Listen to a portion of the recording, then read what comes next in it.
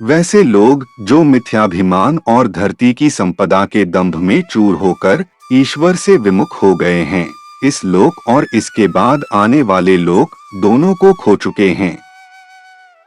शीघ्र ही ईश्वर उनकी धन संपत्ति से उन्हें वंचित कर देगा और अपनी कृपा के वस्त्रालंकार छीन लेगा।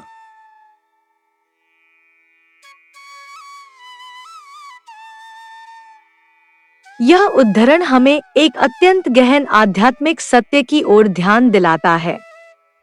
इसमें बताया गया है कि जो लोग धन, पद, प्रतिष्ठा और सांसारिक वैभव के अहंकार में डूब जाते हैं, वे धीरे धीरे ईश्वर से दूर हो जाते हैं।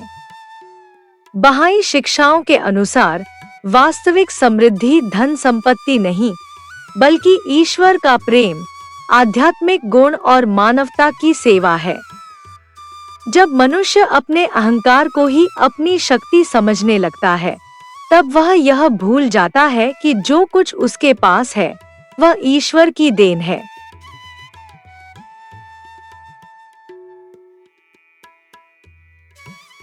ऐसा मिथ्याभिमान उसे सत्य, विनम्रता और ईश्वरीय मार्गदर्शन से वंचित कर देता है।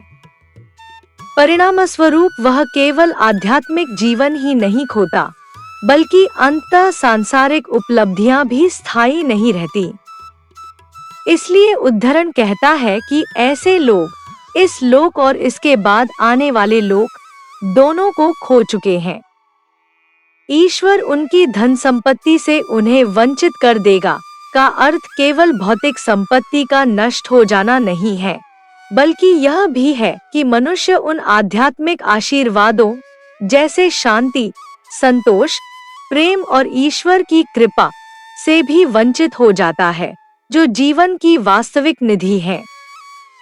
अपनी कृपा के वस्त्रालंकार छीन लेना इस बात का प्रतीक है कि जब मनुष्य अहंकार का मार्ग चुनता है, तो वह स्वयं को ईश्वरीय संरक्षण और कृपा से दूर कर लेता है। इसलिए बहाई शिक्षाएं हमें विनम्र बनने, ईश्वर पर भरोसा रखने, अपनी संपत्ति और क्षमताओं को मानवता की सेवा में लगाने तथा यह स्मरण रखने की प्रेरणा देती हैं कि स्थायी सम्मान और सफलता केवल आध्यात्मिक गुणों में निहित है।